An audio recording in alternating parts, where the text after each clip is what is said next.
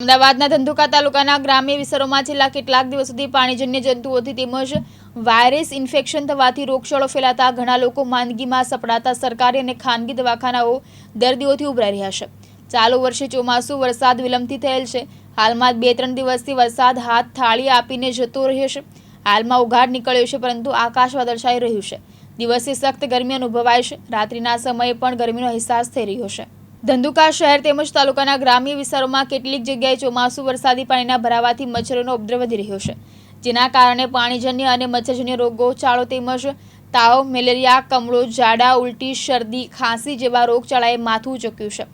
પાણીજન્ય તેમજ viral infection જેવા રોગચાળાને લીધે સરકારી તેમજ ખાનગી દવાખાનાઓમાં દર્દીઓની સંખ્યામાં દિન પ્રતિદિન વધારો થતો જાય છે। વિવિધ રોગોમાં સપડાયેલા ઘણા દર્દીઓ સરકારી તેમજ ખાનગી દવાખાનામાં સારવાર લઈ રહ્યા છે। ખાસ કરીને ગ્રામ્ય વિસ્તારોમાં રોગચાળો વ્યાપક બન્યો હોવાનું ચર્ચાય છે।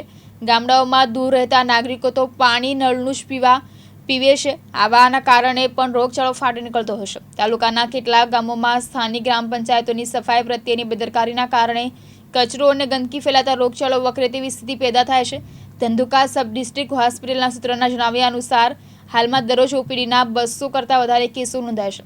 રોગચાળાને અંકુશ માટે આરોગ્ય તંત્ર દ્વારા સત્વરે યોગ્ય પગલાં ભરાય તે જરૂરી બન્યું છે। આશાબેન ટિમ્બલિયા, દિવ્યાંગ ન્યૂઝ, ધંધુકા, અમદાવાદ।